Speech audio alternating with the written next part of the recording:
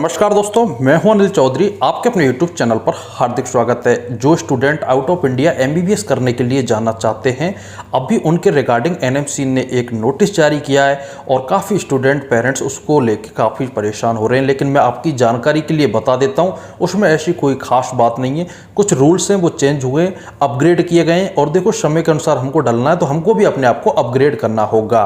मैं आपको उस रूल्सों को सिंपल भाषा में समझाता हूँ। ऑलमोस्ट स्टूडेंटों को पता चली गया होगा, लेकिन काफ़ी स्टूडेंटों को नहीं पता है या फिर पूरी तरीके से नहीं पता, तो वो भी जान लें।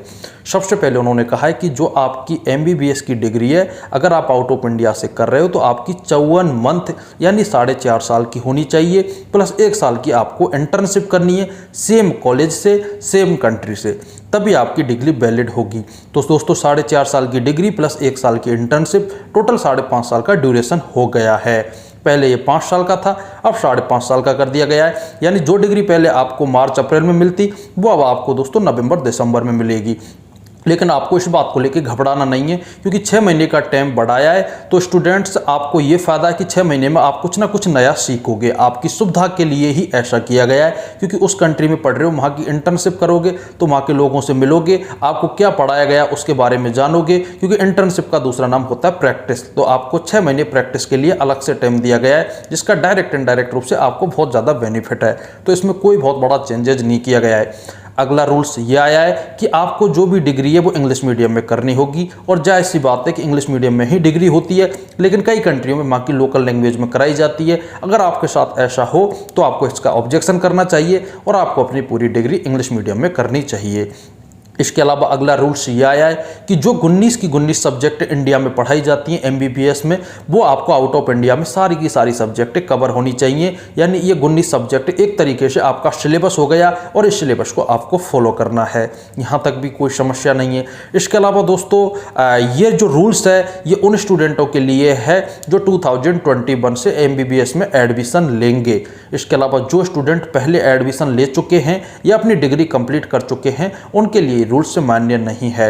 इसके अलावा कुछ कंट्री ऐसी हैं, अगर आप यहां से MBBS करते हो तो यहां भी ये रूल्स मान्य नहीं होंगे। ऐसी 5 कंट्रियों का जिक्र किया गया है। इसमें US, UK, कनाडा, न्यूजीलैंड और ऑस्ट्रेलिया हैं। इसके अलावा जितनी भी कंट्री हैं वहाँ ये रूल्स लागू होगा।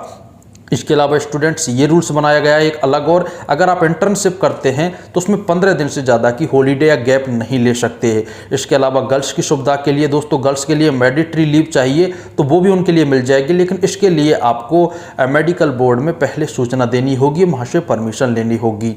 इसके अलावा स्टूडेंट ट्रांसफ़र की जो सुविधा होती है, वहाँ एक ट्रांसफ़र की सुविधा ये है कि आप एक यूनिवर्सिटी से दूसरी यूनिवर्सिटी में ट्रांसफ़र ले सकते हो। जैसे फर्स्ट ईयर सेकेंड ईयर आपने एक कॉलेज से की है तो थर्ड ईयर में आप दूसरे कॉलेज में जा सकते हो। हालांकि ये सुविधा को अब बंद कर दिया गया है, लेकिन ये सुविधा अच्छी थी, क्योंकि हम जब बाहर जाते हैं तो हमें उस कॉलेज और कंट्री के बारे में कुछ पता नहीं होता। हम किसी कॉन्ट्रैक्टर या एजेंट के थ्रू जाते हैं और उस एजेंट का उस कॉलेज में कुछ कमीशन होता है, इसलिए वो घटिया कॉलेज को भी अच्छा बता के आपको भेज देता है। लेकिन वहाँ जाके पता चलता है कि ये कॉलेज तो खराब था, इससे अच्छा वो कॉलेज है। तो स्टूडेंट 1 साल पढ़ के दूसरे साल में जैसे जागरूक हो जाते तो दूसरे कॉलेज में एडमिशन या ट्रांसफ़र ले लेते थे। लेकिन अब इस रूल्स को खराब या खारिज कर दिया गया है। आपकी पूरी डिग्री एक ही कॉलेज एक ही कंट्री से होनी चाहिए। अगर इसमें कोई बदलाव है तो आपकी डिग्री को इंडिया में NMC के द्वारा मान्य नहीं किया जाएगा, ना ही फिर आप इंडिया में प्रैक्टिस कर सकते हो।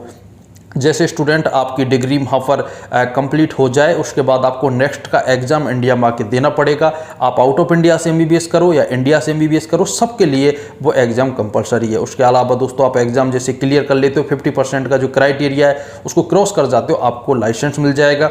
और ये जो नेक्स्ट का एग्ज़ाम है 2023 से लागू होगा, क्योंकि दिसंबर 2022 FMG एग्ज़ाम का शेड्यूल आ चुका है। इसके अलावा दोस्तों आपको इंटर्नशिप करनी है, और ये बात और याद रखना कि इंटर्नशिप में आपको सारी क्लिनिक सब्जेक्टों पे फोकस करना है या क्लिनिक सब्जेक्टों पे ध्यान देना है, क्योंकि बाद में आपको क्लिनिक सब्जेक्ट बहुत ज़्यादा काम आएंगी। इसके अलावा स्टूडेंट सबसे इंपॉर्टेंट ये है कि जैसे आप नेक्स्ट का एग्ज़ाम क्लियर कर लेते हो, नेक्स्ट फर्स्ट, तो आपको जो इंटर्नशिप है वो आपको 2 साल के अंदर कंप्लीट करनी होगी।